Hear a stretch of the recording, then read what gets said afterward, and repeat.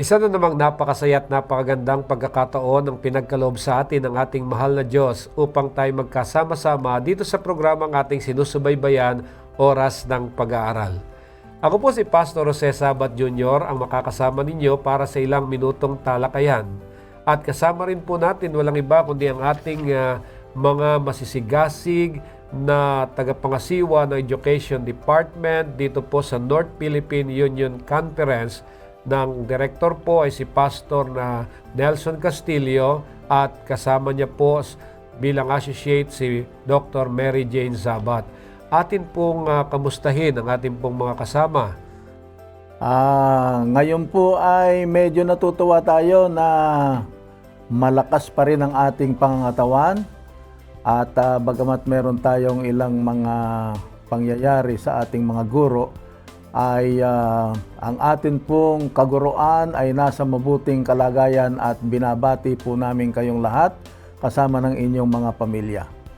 At atin pong sinasama din sila sa ating mga pananalangin na bagyo ang ating mga paaralan at nangangailangan po ito ng mga puso na mapagbigay para patuloy ang gawain po ng edukasyon sa iba't ibang bahagi ng atin pong teritoryo ng North Philippines. At ang nahit po ng maigi dyan, ang Bagyong Rolly, ay walang iba kundi ang Bicol Region at marami tayong paaralan ang nasira, sir. Pero ang maigi, hindi naman nasira ang mga guro. Ibig sabihin, hindi nasira ang kalooban nila. Matatag pa rin silang haharap na gampanan ang tungkulin ng pagtuturo sa mga kabataan. Amen. At hindi po natin makalimutan ang ating mga kapatid na patuloy na nananalangin at sumusuporta sa ating gawain dito sa Oras ng Pag-aaral at sa ating Hope Channel Philippines. Kung wala po ang Hope Channel, hindi may paparating ang mga katotohanan ito sa tahanan ng ating mga kapatid at mga kaibigan na siyang patuloy na kanilang sinusubaybayan sa bawat linggo ang napakahalagang mga pinag-uusapan ng mga salita mula sa banal na kasulatan dito po sa ating programa. So binabati ko po kayong lahat sa mga kapatiran natin sa iba't ibang iglesia na nasa iba't ibang lugar saan mang sulok ng Pilipinas at ganun din sa mga kapatiran na nasa iba't ibang mga bansa. Maraming salamat po. Patuloy po kayong pagpalain ng ating Panginoong Diyos. Tayo po ngayon ay nasa ikasiyam na lesson para po dito sa ating pinag-aaralang edukasyon. At ang lesson na pangsyam ay may pinamagatang ang iglesia at ang edukasyon. Ang iglesia at ang edukasyon. Ang iglesia ay mayroong iba't ibang kahulugan. Ito ay ginagamit bilang grupo ng mga tao na tinawag mula sa iba't ibang katayuan para magsama-sama naganapin ang misyon ng Panginoong Hesus.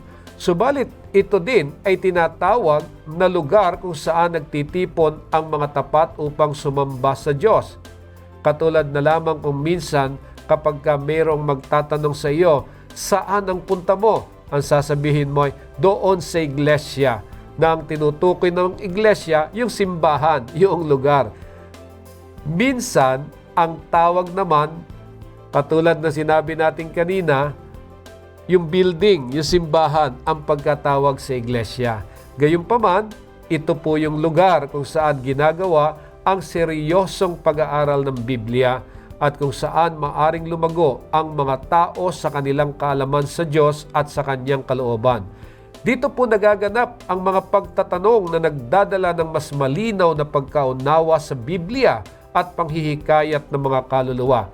Ito ang pinakita ni Jesus na nakapokus sa ganitong uri ng edukasyon para sa kanyang mga alagad at tagasunod. Sa makatuwid, lumilitaw na ang iglesia ay dapat maging isang lugar ng edukasyon na nag-aanyaya sa mga estudyante para magkaroon ng pakikipagtalakayan.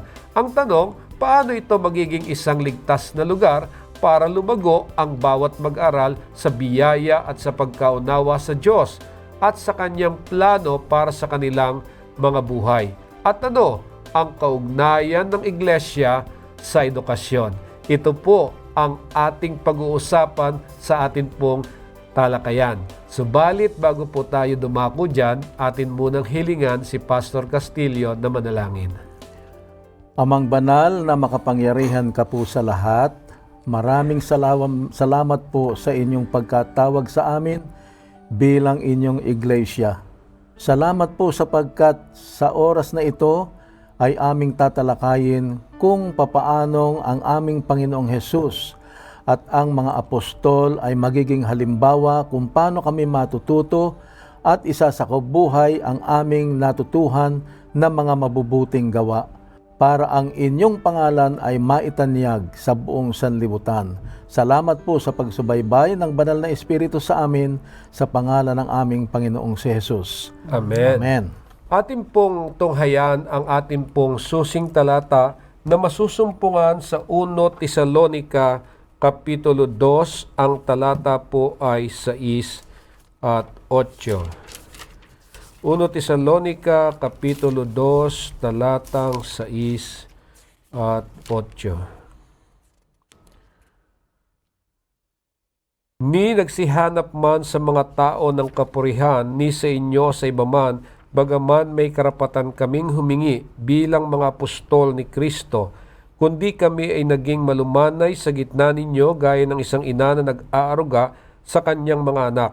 Palibas ay nagmamalasakit kami sa inyo, ipinasya namin kayo'y bahaginan, hindi lamang ng Ebanghelyo ng Diyos, kundi pati ng aming mga sariling kaluluwa, sapagkat kayo'y napamahal na sa amin. Napakagandang halimbawa, Pastor, ng servant leadership, kung papaanong ang mga leader ay mangunguna sa iglesia na sila'y magiging halimbawa ng kabutihang loob. Yun po, sa ating memory verse o sa ating talatang sauluhin ay pinapakita doon yung mahalagang bahagi, ingredient ng pagiging mga guro ng ating pong iglesia sa ating iglesia, no? Na bagamat matataas na ang prinsipyo ng Biblia na ating tinuturo, mataas na pamantayan, pero hindi dapat nagtatapos doon, kundi tayo ay gumagawa at nagtuturo na puspos ng ng kabutihang loob, ng awa. Kaya hindi natin kakalimutan na ang ating simbahan, ang ating mga miyembro, madama nila sa atin pong iglesia yung ligtas sila, tinatanggap sila, at yung pagmamahal at pagmamalasakitan sa isa't isa. So kaya nga dito ay binabanggit natin, ang iglesia ay, ito ay sinasabi na grupo ng mga taong tinawag sa iba't ibang mga kondisyon o kalagayan at nagkasama-sama sa isa-isang lugar kung saan nagkakaroon ng mga aralan. Ngayon dito ay inuugnay ang Kristiyanong edukasyon. Kapag ka ba sinabi natin na Kristiyanong edukasyon, ano ba yung mga puntos na nais sabihin ng Panginoong Hesus na dapat na ibahagi para sa tunay na Kristiyanong edukasyon? Napakaganda nung parabulo, Pastor, na ibinigay sa atin ng Panginoon Hesus mismo sa Lucas 10:33 hanggang 37. Lucas Kapitulo 10:33 hanggang 37. Ang sabi po dito ay ganito: Subalit ang isang Samaritano sa kanyang paglalakbay dumating sa kanyang kinaroroonan, at nang kanyang makita ang taong iyon, siya ay nahabag. Kanyang nilapitan siya at tinalian ang kanyang mga sugat, pagkatapos buhusan ng langis at alak, pagkatapos isakay sa kanyang sariling hayop. Siya ay dinala sa bahay panuluyan at inilagaan. Nang sumunod na araw, dumakot siya ng 2 denaryo at binigay sa may-ari ng bahay panuluyan, at sinabi niya, alagaan mo siya at sa anumang karagdagan mo panggastusin ay babayaran kita sa aking pagbabalik. Ano sa palagay mo, alin sa tatlong itong naging kapwa-tao na nahulog sa kamay ng mga tulisan? At sinabi niya ang nagpakita ng habag sa kanya, sinabi sa kanya ni Jesus, sumayo ka at gayon din ang gawin mo. Yon, sa madalit sabi ay nakita natin dito sa kwento ng Samaritano, napakagandang halimbawa ng kabutihang loob, kindness, mercy, ang ipinakita sa atin. So ano mga magandang turo ang ibinahagi natin sa iba? Kung wala ito sa atin, wala ring kabuluhan dahil wala sa kabuhayan ang ating itinuturo. Anong ibig sabihin nun, Ma'am Jane? Ibig sabihin, yung ating tinuturo ay bumabago sa Iyon. buhay natin, nakikita sa atin.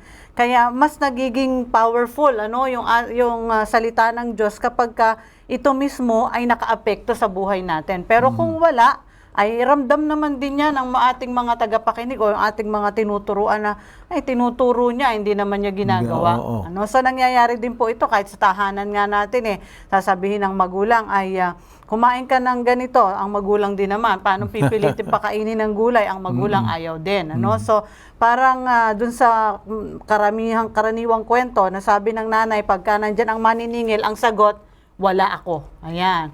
Bago tuturuan natin, wag ka anak magsisinungaling. So yung mga ganun po ba na nagkakasalungatan, yung tinuturo nating mabuting turo, samantalang hindi naman gumagawa sa ating buhay.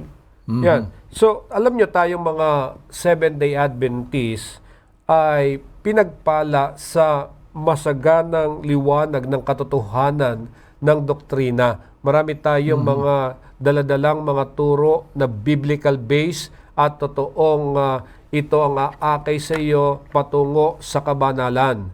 Subalit, kung ang pagtuturo natin ay hindi nakikita sa ating kabuhayan, hindi kinakakitaan ng mga magagandang mga pag-uugali, katulad ng kabutihang loob, ng kindness, yung pinapakita dito na ginawa nitong mabuting Samaritano, itong mga turo natin ay hindi ito magiging epektibo sa iba.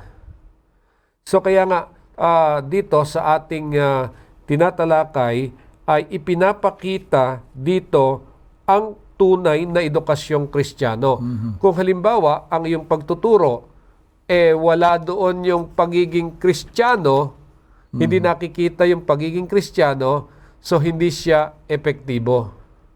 So dapat po dito magre-reveal yung ating yung fruit of the Spirit, sir? Yung lahat ng yan, kung paanong tumatanggap tayo, yung ating kabutihang loob, yung atin pong pagiging mahinahon sa lahat ng bagay, patience, kindness, goodness, ay yung mga bunga ng banal na spirito na yan ay aakay. Mas malaking mas malaking impluwensya niyan para umakay sa tao na kilalanin ang Diyos na mayroon tayo. Kung kapag tiningnan nila tayo, bakit nagbago yata yung aking kapitbahay?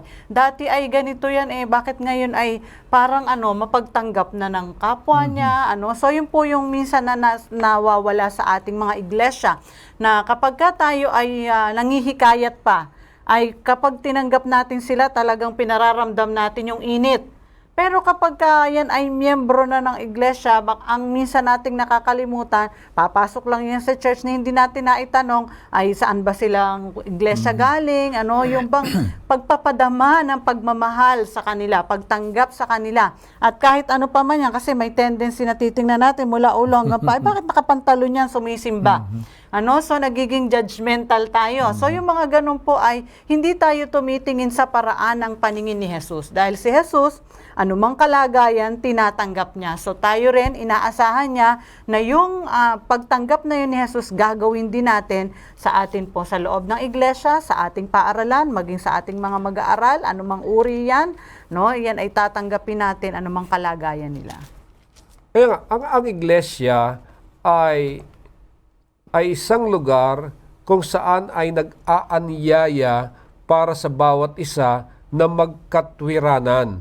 Ngayon, ang malaking suliranin natin ay kung papaano natin magigiba yung pagiging prejudice ng ibang mga tao. Maaring dahil sa kultura, at ganun din yung kanilang paniniwala sa lipunan. Ngayon, ang tanong natin ay, paano natin mawawasak itong prejudice na ito ng mga tao sa iglesia? Yung tinuturo kasi, Pastor, sa ating iglesia ay yung kung paano nga magiging mabuti sa kapwa-tao, kung paano natin gagawin ito, na dapat ay hindi tayo mamimili ng ating paglilingkuran. Kaya doon sa mga gawa 9 hanggang 15, makita natin dito yung karanasan ni Apostol Pedro at kung ano ang naging resulta nito na may kinalaman doon sa pagtatangi ng tao. Gawa 10, 9 hanggang 15. 9 hanggang 15. Nang sumunod na araw nang may oras na ika-6, samantalang sila'y naglalakbay at malapit na sa lungsod, si Pedro ay makyat sa itaas ng bahay upang manalangin.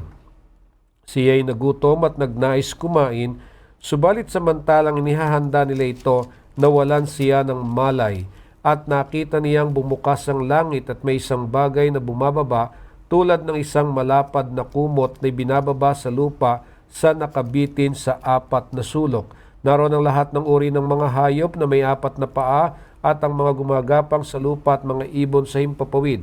Dumating sa kanya ang isang tinig, tumindig ka, Pedro, magkatay ka at kumain. Subalit sinabi ni Pedro, hindi maaari, Panginoon, sapagkat kailan may hindi ako kumain ng anumang bagay na maramit karumal-dumal. Muling dumating sa kanya ang tinig sa ikalawang pagkakataon ng nilinis ng Diyos ay huwag mong ituring na marami. So, yung pangitain ni Pedro ay tinuruan siya kung paano tanggapin ang mga magnanais na tumanggap kay Jesus, maging sila man ay Romano at hindi Hudyo. So, hindi magtatangi ng tao. Doon sa Kapitulo 9, Pastor, 10 hanggang 16, nandito rin ang isang magandang halimbawa nito. Mga Gawa 9, 10 hanggang 16. Mga Gawa 9, 10 hanggang 16. Noon ay may isang alagad na Damasco ng pangalan niya, sinabi sa kanya ng Panginoon sa isang pangitay na Ananias at sinabi niya, narito ako, Panginoon. Sinabi sa kanya ng Panginoon, tumindig ka at pumunta sa lansang tinatawag na Tuwid. Ipagtanong mo sa bahay ni Judas ang isang lalaking taga-Tarso na ang pangalan ay Saulo. Sa sandaling ito'y nananalangin siya at nakita niya sa pangitay na isang lalaking ang pangalan ay Ananias na pumapasok at ipinapatong ang kanyang mga kamay sa kanya upang muli niyang tanggapin ang kanyang paningin. Ngunit sumagot si Ananias, Panginoon, nabalitaan ko mula sa marami ang tungkol sa lalaking ito kung gaano katindi ang kasamaang ginawa niya sa iyong mga banal sa Jerusalem. At siya may pahintulot mula sa mga punong pari, nagapusin ng lahat ng mga tumatawag sa iyong pangalan. Ngunit sinabi sa kanya ng Panginoon, pumunta ka sapagkat siya ay isang kasangkapang pinili ko upang dalhin ang aking pangalan sa harapan ng mga hintil at ng mga hari at ng mga anak ni Israel, sapagkat ipapakita ko sa kanya kung gaano karaming bagay ang dapat niyang tiisin alang-alang sa aking pangalan. Ayan. So, ang itinuturo sa atin, sa panahon natin ngayon, kung paano nangyari noon, ay huwag tayong magtatangi ng tao. Kagaya po nung kay Pablo na yun, Nakita natin, napakabigat no na para tanggapin mo yung taong nag-uusig sa mga Kristiyano at ngayon sasabihin ng Panginoon ay samahan siya at siya ay bautismuhan, ay talagang mahirap tanggapin yon. Pero ang Panginoon nalalaan lagi yung kanyang instruction sa kanyang mga lingkod, Laging nandun yung paggawa sa kanila ng Diyos para gabayan sila na maging bukas ang puso't isipan nila sa mga taong ito dahil ito'y pinili rin ng Diyos. Ayan. So napakalinaw, maginigiliw ko mga kaibigan at mga kapatid, na ang iglesia ay hindi nararapat nagtatangi ng tao. Hindi yung pinipili lamang kung sino yung kanilang tatanggapin sa church. May mga pagkakataon sa ating iglesia na kapag ka hindi mo ka-level, ay hindi mo papansinin. Pero dito pinapakita mga kaibigan at mga kapatid, ang iglesia ay dapat maging liwanag sa lahat ng tao, tinatanggap ang anumang uri ng tao. Ngayon, nabanggit ko yung pagiging liwanag. Ang tanong natin ay paano ba dapat tayo mamuhay bilang mga Kristiyano? Paano nga ba yun, Ma'am Jane? Ayun po, sa Mateo 5:14 hanggang 16, yung binanggit niyo, Pastor, kanina. Mateo 5:14 hanggang 16. Kayo ang ilaw ng sanlibutan, ng isang lunsod na nakatayo sa ibabaw ng isang burol ay hindi may tatago. Hindi sila sisindihan ng isang ilawan at inilalagay sa ilalim ng isang takalan, kundi sa talagang patungan at nagbibigay ng liwanag sa lahat ng nasa bahay. Paliwanagin ninyo ng gayon ang inyong ilaw sa harap ng mga tao upang makita nila ang inyong mabubuting gawa at lulwalhatiin nila ang inyong Ama na nasa langit. So, tayo ay dapat na maging liwanag. Hindi sarili nating liwanag, kung hindi liwanag na nanggagaling sa Panginoong Hesus. Ibig sabihin ay relative yung ating liwanag at sa pamamagitan nun, makikita ng mga tao na tayo ay mga lingkod ng Diyos at magkakaroon tayo ng bunga ng Espiritu. Galatia 5:22 at 23. Nandun yung bunga. Siyam ito pero hindi sinabing mga bunga, kung hindi bunga. Ano bang ibig sabihin anong kaibahan ng mga bunga at saka bunga? Kapag bunga po, naiisa yun, no? Iisa. Iisa siya na kapag ka itong bungang ito, parang yung sinabi kasi sa Biblia ay nabubuo yun sa pag-ibig, Pag-ibig, ang bunga na yon, na kapag ka nandun yung pag-ibig na yon, magkakaroon ka nung lahat ng buto na yon na nasa loob ng bunga na yon. Ayan. Nandun yung kaamuan, yun yung gentleness, kindness, yun po yung binabanggit natin kanina. At ito pong sinasabing ito ay mag-aakay sa iba na maliwanagan sila. Sabi, makita ang inyong mabubuting gawa. Hindi ka gumagawa ng mabuti para purihin ka, kundi nakita nilang naging buhay mo na ang paggawa ng kabutihan dahil may Diyos na gumagawa sa buhay mo. Kaya sa makatuwid, itong bunga ng banal na espiritu na dapat makita sa bawat isa sa atin, ito yung naglalarawan ng tunay na kabutihan ng atin pong Panginoong Diyos.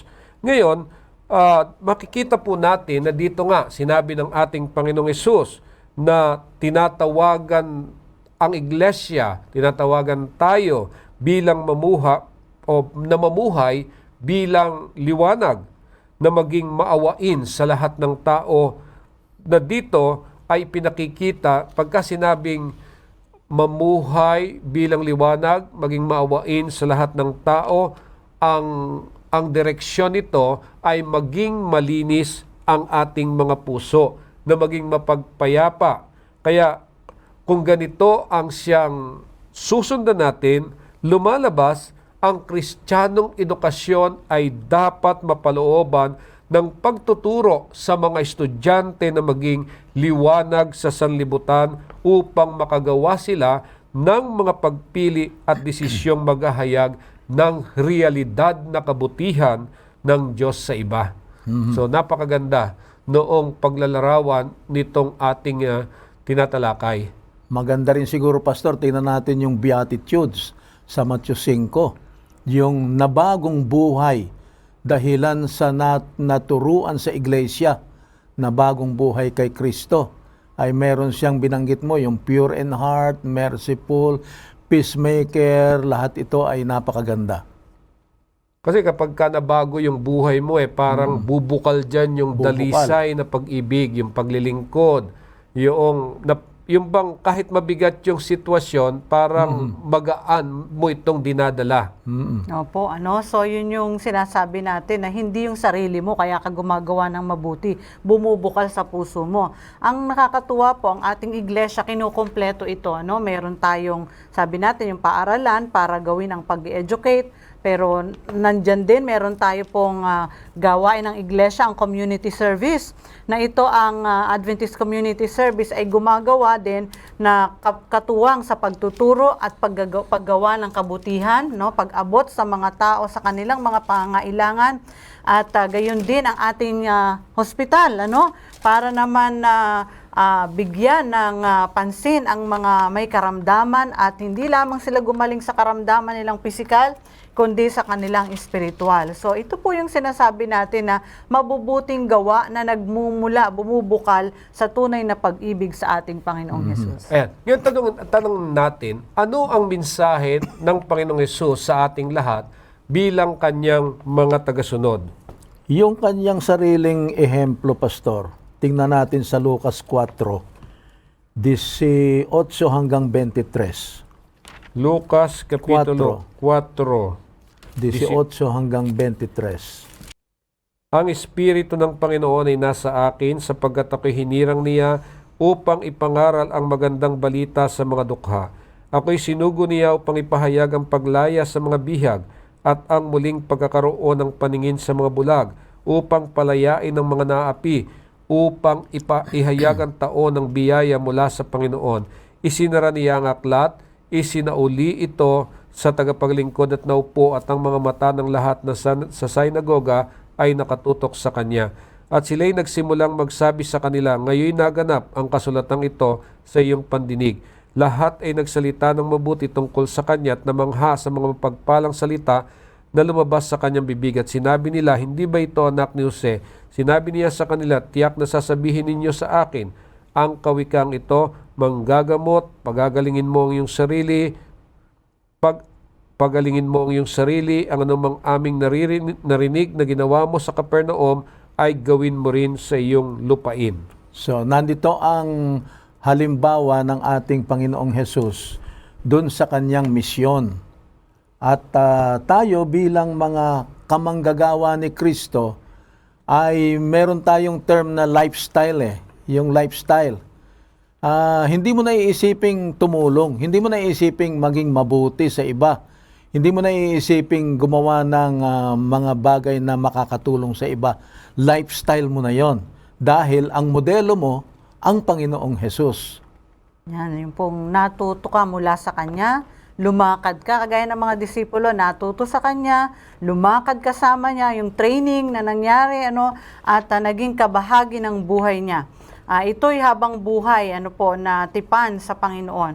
Sa isa na tinawag bilang maging disipulo, bilang maging lingkod ng Panginoon, maging guro man o leader o guro sa iglesia, tayo po ay magtatalaga na tayo ay matututo mula sa Panginoon sa ating mga pag-aaral sa Kanyang salita. Tayo'y lalakad kasama niya, ating itatalaga ang buhay natin na ako'y gagawa, kikilos, magsasalita at makikitungo sa kapwa sa ayon sa salita ng Panginoon.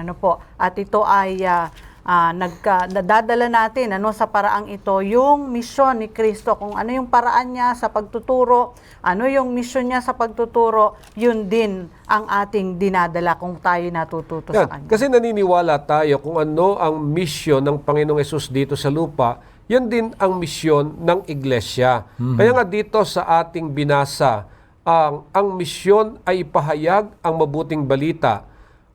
Gamutin ang mga namimighati, yung mga nalulungkot at nagdurusa. Sa makatuwid, ang gagampanan ng iglesia ay isang parang hospital na kung saan ang lahat ng mga nagkakaroon ng suliranin, sila ay papasok doon upang makaranas ng kagalingan mula sa ating Panginoon. At dito ipinapakita po sa talatang ito yung tinatawag na pagiging alagad. Inaatasan ng ating Panginoong Hesus, huwag babaliwalain ang pagiging alagad. Ang isang alagad ay isang alagad habang buhay, hindi lamang para sa isang araw. So kaya dapat nating maunawaan at isaalang-alang, sa iglesia nangyayari ang pagpapagaling. Kaya tinawag nating hospital. Isa siyang hospital. Nangyayari din ang pag-aaral ng salita ng Diyos dahil nakikinig tayo ng mga mensahe na siyang magpapalakas sa atin at makikilala natin ng lubusan ang ating Panginoong Hesus. At dito ay sinasabing maging liwanag tayo sa lahat ng tao. Ang malaking suliranin natin kung ang nakikita sa iglesia na sa halip na matutunan yung ebanghelyo, paano mababago ang buhay mo, ay nagkakaroon ng pagtatalo-talo. Nagkakaroon ng mga debate hanggang sa humantong sa hindi na yung leksyon ng pinag-aaralan, kundi yun ng mga kamalian, yung mga kahinaan ng iyong pagkatao. So yan ang isa sa babantayan po natin dahil ang lahat pong yan magiging posible na mangyayari sa atin. Kaya binigyan tayo ng napakaliwanag na instruction ng ating Panginoon na matuto mula sa Kanya, lumakad kasama niya at maging kabahagi ng buhay niya. At yan po ang habang buhay na tipanan natin sa Panginoon bilang isa na tinawag na isang disipulo. Okay. Ngayon, dito po sa ating katanungan, paano tayo magsasaliksik ng katotohanan at sagot sa mga katanungan? Ayan, may kinalaman yon, Pastor, sa kaseryosohan ng ating pagsasaliksik. Kaya nga makita natin dito ang katiyakan ng pagsagot ng Panginoon. Jeremias 29:13. Jeremias 29:13. 13. Jeremias Kapitulo 29, 13. ang talata po ay 13. Hahanapin ninyo ako at matatagpuan kapag hinanap ninyo ako ng inyong buong puso. Ayun, ibig sabihin ay kung tayo'y talagang nagsasaliksik ng tao sa ating puso, ay matatagpuan natin ang Panginoon. Sa Matthew 7:7, napakaganda rin ang pangako doon sa atin. Ang sabi po dito sa Matthew 7:7, humingi kayo at kayo ay bibigyan, humanap kayo at kayo ay makakatagpo, tumuktok kayo at kayo'y pagbubuksan. So, ibig sabihin ay nasa atin yung pagsasaliksik kung taimtim sa ating puso. Pag taimtim, matatagpuan natin at ibibigay sa atin ang ating ninanais. Yan, so bagamat maraming mga tanong po sa ating buhay, ay ito ay dapat maliwanag din sa bawat isa sa atin, Siyempre hindi natin maituturo ang wala sa atin. Kaya tayo mismo, kung tayo guro, kung tayo ay leader ng iglesia o tagapagturo sa iglesia o tayo mga magulang, hindi po natin maituturo ang wala tayo. Kaya kailangan natin, kagaya ng mga disipulo, ay talagang pag-aaralan natin ng mataimtim ang salita ng Panginoon, ng buong puso natin, ang may pananalangin upang ipaunawa sa atin ng Panginoon ang kanyang mensahe at hindi para patunayan ang galing natin sa pagsagot, kundi makita sa atin ang kababaang loob at pagkilala sa kapangyarihan ng Diyos sa tuwing tayo ay sasagot sa mga katanungan na nare-raise sa atin pong kalagitnaan. Meron kasi mga pagkakataon na dumarating sa ating church o ito ang isa sa kinahaharap natin mga problema ngayon kung papaano mababago yung ating paraan ng pagtuturo at ganun din yung pagtanggap natin sa mga turo na nasasaksihan natin sa loob ng ating iglesia. Halimbawa, kasi kapag ka nag-aral ka ng Biblia at kayo ay isang grupo, kung minsan nakasentro ang bahagihan doon sa mga kaalaman na nakabase doon sa iyong kultura, kinalakihan at sariling interpretasyon. Kaya nagkakaroon ng pagtatalo-talo. Mga kapatid at mga kaibigan, katulad ng sinabi natin kanina, ang misyon ng iglesia ay napakaganda at ito rin ang saligan ng edukasyong Kristiyano. Ito po yung gagawa sa pamamagitan ng mga guro at mag-aaral para tuparin ang misyon ng Panginoong Hesus. Bago ko makalimutan, ano ba yung misyon ng Panginoong Hesus na siyang saligan ng Kristiyanong edukasyon? Ito ay 3 R. Redemption, restoration, and reconciliation. At reconciliation. So, dito pumapasok mga kapatid kapag nauunawaan natin ang misyong ito.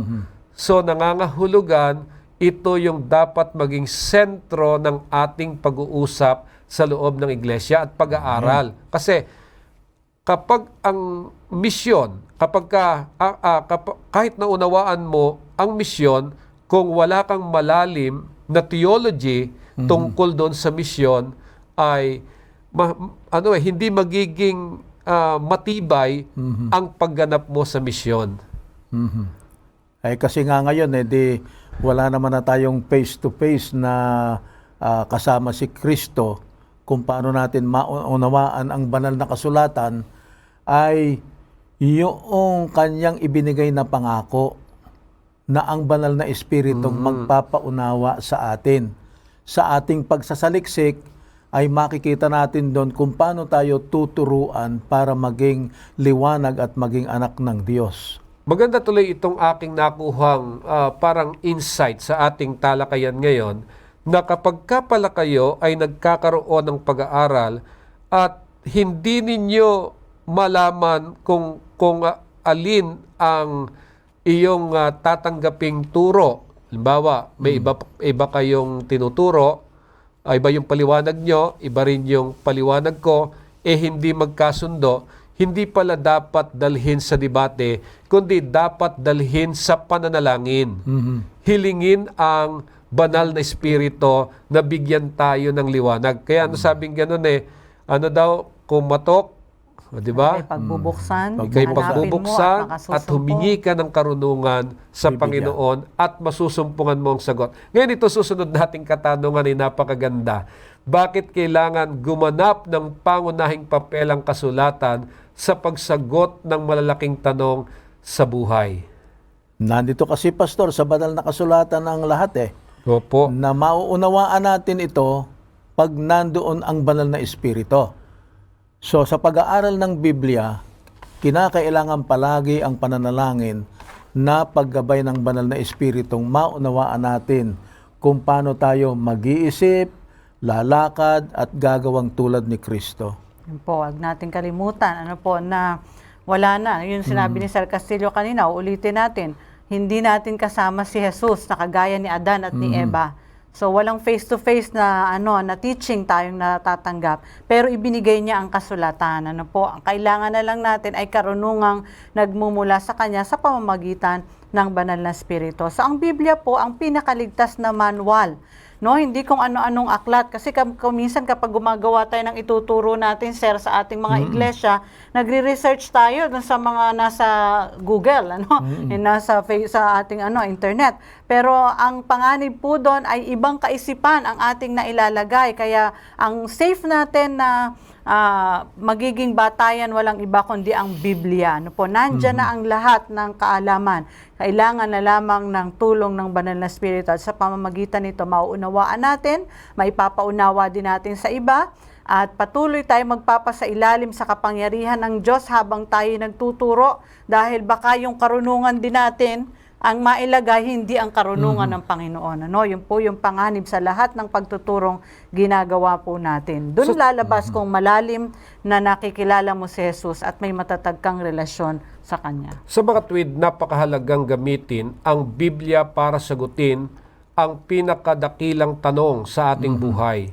Dahil ang banal na kasulatan ay nagbibigay ng refleksyon kung papaano hinarap ng Panginoong Hesus ang pinakamalalaking hamon sa kanyang buhay nang siya ay namumuhay dito sa lupa. At alam ba ninyo na kapag pala po ang Biblia, ang salita ng Diyos, ay ginawa po natin itong basihan sa araw-araw nating pamumuhay, yung mga karanasan natin na binabahagi natin ay nagiging makapangyarihan. Nababago sa buhay ng tao. So ito ay isa sa nakita ko dito sa atin pong leksyon na kung saan ay ang pinakamabuting maipamuhay ang ebanghelyo sa komunidad ng isang mananampalataya, walang iba kung hindi yung manalangin ng mas maningas, mas maging mapagkalingat, maawain, at kapag ka naririnig natin ng iba na nagsasalita tungkol sa kabutihan ng Diyos, madarama natin kung gaano kabuti ang Diyos sa Kanya at nakikita natin ang pagtatagumpay niya sa kabila ng Kanyang pagdurusa na kasama ang ating Panginoong Diyos. Sa makatwid, napakahalaga na gamitin natin ang Biblia na i-apply natin sa ating mga sariling mga karanasan. At yung karanasang ito, magiging makapangyarihang babago din sa iba para makilala ang atin pong Panginoong Diyos. Kaya minumungkahi po dito ni Pablo na ang mensahe ng Ebanghelyo ang pinakamabuting maunawaan, pinakamabuting maranasan sa pamamagitan ng pagbabahagi ng buhay na magkakasama. So ngayon, tingnan natin kung ano ang dapat makita sa ating mga paaralan at iglesia. Babalik tayo, Pastor, sa ating susing talata sa 1 Tesalonica 2, 6 hanggang 8. Yan. Ang sabi po dito ay ganito. Ni nagsihanap man sa mga tao ng kapurihan ni sa inyo sa iba man, bagaman may karapatan kaming humingi bilang mga apostol ni Kristo, kundi kami naging malumanay sa gitna ninyo gaya ng isang ina na nag-aaruga sa kanyang mga anak. Palibhas ay nagmamalasakit kami sa inyo, ipinasiya namin kayo bahaginan, hindi lamang ng Ebanghelyo ng Diyos, kundi pati ng aming mga sariling kaluluwa, sapagkat kayo'y napamahal na sa amin. So ang tanong, Pastor, anong uri ng pamumuhay mayroon tayo at paano ito nakakaapekto sa buhay ng iba? Doon sa buhay ng mga apostol, makita natin may kaamuan, mapag-aruga, mapagmalasakit, nagbabahagi ng ebanghelyo at sarili. Ibig sabihin ay nakikita sa tunay na Kristiyano ang ating Panginoong Hesus. Alam niyo, pag minsan ako'y may karanasan, Pastor, sa mga magulang. Pupunta ako sa isang church, kukurutin ang bata kasi malikot. At sasabihin pa, magagalit sa iyo si Pastor, malikot ka. Sinasabi ko naman, hindi ako magagalit sa iyo. Ewan ko kung tama yung ginagawa ko, pero isinasangkalan pa ako para yung bata ay mapatino. Sabi, may kaamuan. Ang magulang dapat may kaamuan. Ang guro dapat may kaamuan din. At ang mga miyembro ng iglesia meron din kaamuan. Ayan, so yun po ay napakalaking bagay na aakit sa ating mga para manatiling naglilingkod at kumikilala sa ating Panginoon. Sabi nga ay sa isang guro, sa isang mag-aaral, hindi na niya matatandaan yung itinuro ng teacher. Ang matatandaan niya kung paano siya inalagaan, kung ano yung naging trato sa kanya ng kanyang guro. So ganun din po sa ating iglesia. Kahit anong taas ng pagtuturo, antas ng pagtuturo ang binibigay natin sa iglesia o sa paaralan, kung hindi naman nadadama sa atin yung pag-ibig, yung pagkalinga, na siyang mas malaking epekto sa buhay para bumago ng buhay ng iba at umakay sa buhay kay Kristo, ay walang kakamtin tayo na tagumpay ng Panginoon sa ganitong mga gawa. Po? Ngayon ang tanong natin ay, ano-anong mga pamamaraan ang mag-iingat sa atin laban sa pagkadama ng pag-iisa at kawalan ng malasakit, pag-ibig sa loob ng iglesia? Una, Pastor, mabuting magtakda ng panahon upang siyasatin ang temperatura ng iglesia. Kasi tayo, na mga pumupunta sa mga iglesia, walang problema sa atin kasi estimado tayong maigi Pero yung mga pangkaraniwang miyembro, pag sila ay dumadalaw sa ibang iglesia, ano ba yung temperatura doon? Ano bang mga temperatura kaya, Ma'am Jen, ang dapat makita sa iglesia na makita itong talagang mapagmahal at mapag-aruga? Ayan, so makita po natin, mainit. Ibig sabihin, sa pagdating pa lang doon, may magwe-welcome sa kanila.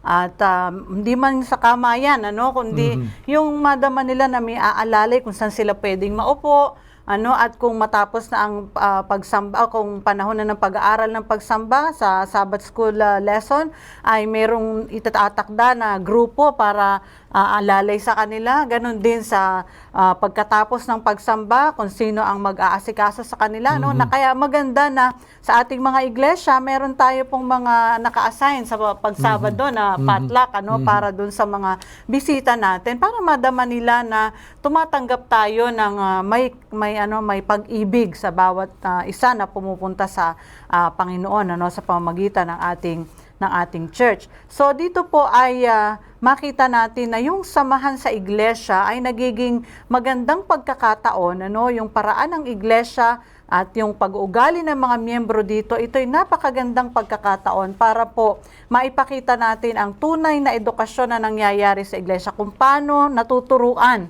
ang bawat miyembro, ang bawat lingkod ng Panginoon sa iglesyang yan, at bumago sa buhay nila at babago din sa buhay ng mga taong kanilang maaabot. Mahalaga yung punto na siyang napakinggan natin na nagsasabing ito ay dapat maging lugar ng pag-aaral na babago sa buhay ng isang tao.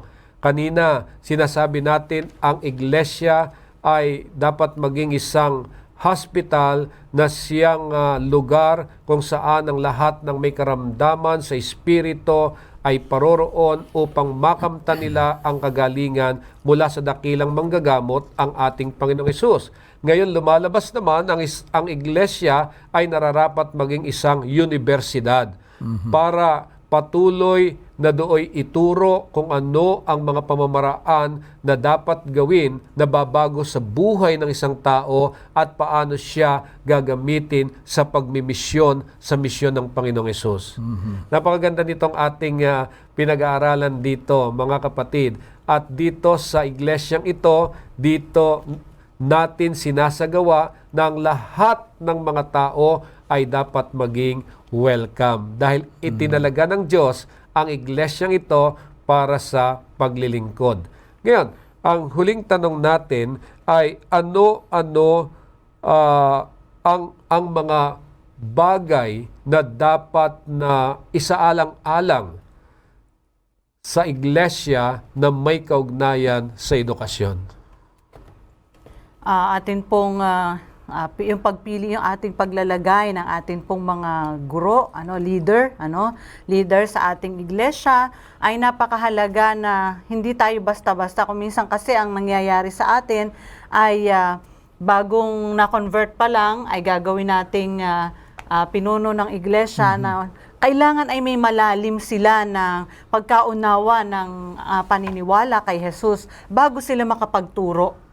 So yun po yung ating paalala na magampanan itong paraan ng edukasyon sa iglesia, yung patuloy na pagpapaalala kung paano magiging maayos sa ating pakikitungo, kung paano tayo maglilingkod bilang isang iglesia na nagtuturo ng kabutihan, gumagawa ng kabutihan sa kanyang komunidad at sa mga taong kanyang napapaglingkuran.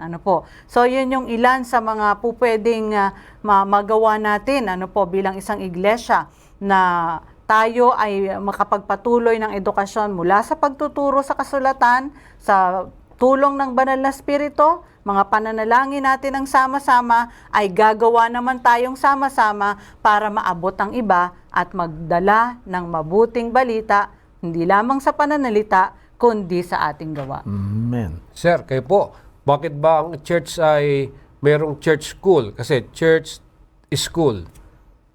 Yun kasi, Pastor, ay yung mission ng iglesia, ginagawa din ng mission din ng paaralan.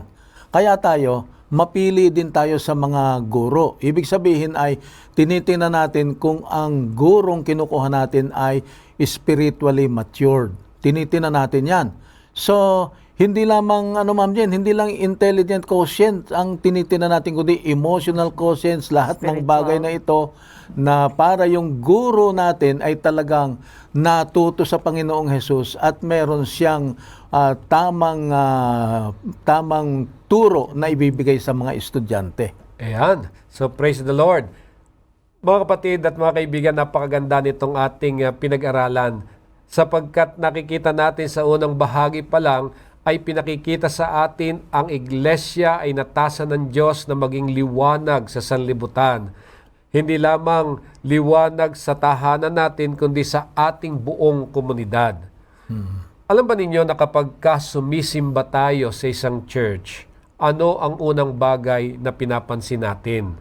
Maaaring ang iba ay kung maganda ang sermon. Ay, alam niyo kung minsan yan ang unang yan ang unang tanong Kapag yung sa mga hindi sumimba, makita niya yung sumimba, "O kamusta?"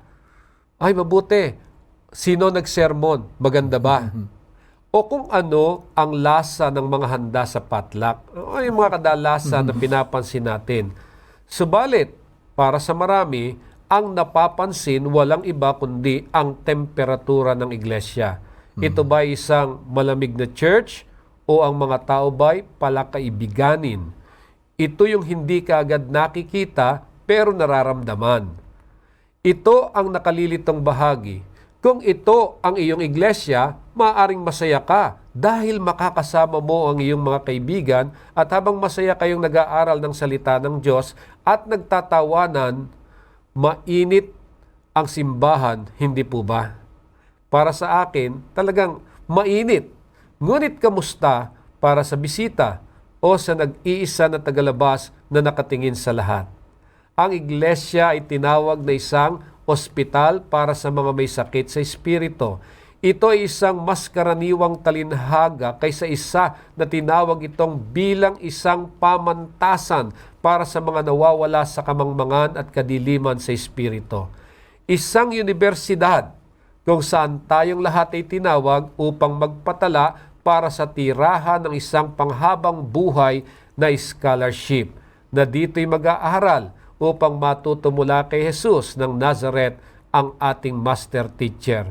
Ngunit ang dalawang talinhaga, ospital at universidad, ay talagang kailangang pagsamahin upang mabigyan tayo ng ganap na pangunawa sa salitang iglesia.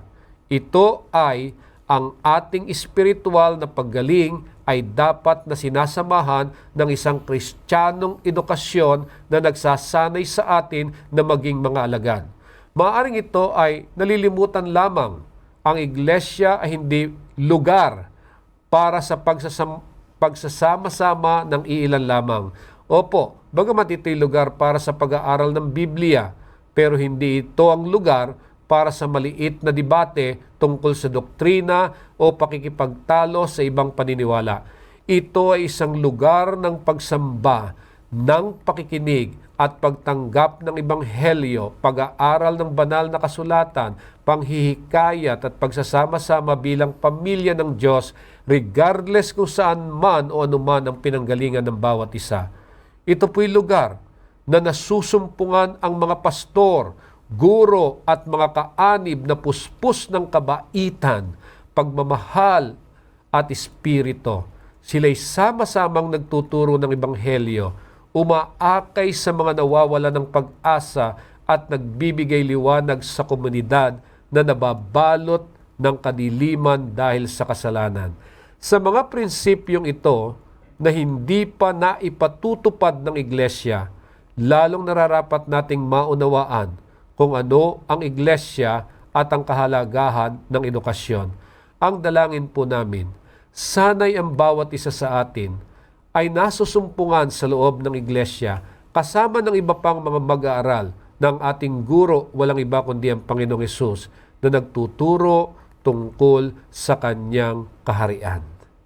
Sanay ang bawat isa sa atin tuwing dumarating ang araw ng Sabado, nakaupo doon sa mga nag-aaral para matutunan kung paano papasok sa kaharian ng langit at makikilala ng lubusan ang ating dakilang Diyos. Bago po tayo magtapos, ating saksihan ang isang magandang awitin.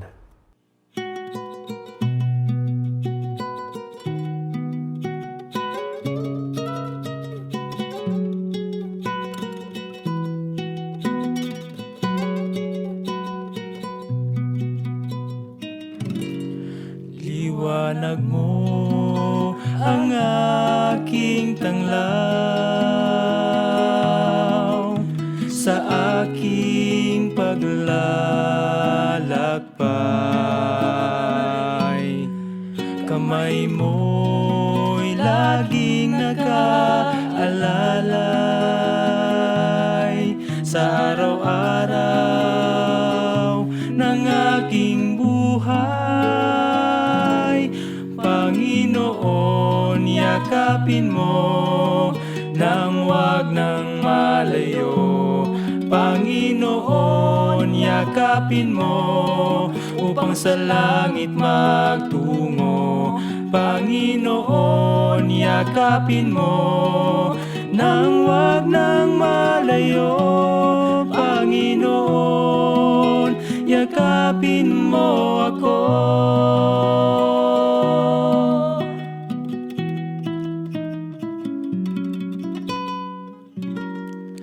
Salita mo ang aking gabay sa panahong nanlulumbay. Pag-ibig mo'y laging nag-aagapay. Ang aking sandigang matibay. Panginoon, yakapin mo nang wag nang malayo. Panginoon, yakapin mo upang sa langit magtungo. Panginoon, yakapin mo nang wag nang malayo. Panginoon, yakapin mo ako. Bagyo man ay dumating, ulap man ay magdilim, ikaw ay aking pupurihin. Panginoon, yakapin mo nang wag nang malayo. Panginoon, yakapin mo upang sa langit magtungo. Panginoon, yakapin mo nang wag nang malayo. Panginoon, yakapin mo ako.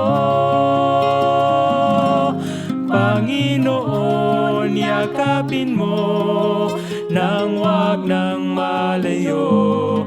Panginoon, yakapin mo upang sa langit magtungo. Panginoon, yakapin mo nang wag nang malayo. Panginoon, yakapin mo ako. Panginoon, yakapin mo ako. Panginoon, yakapin mo ako. Panginoon, yakapin mo ako.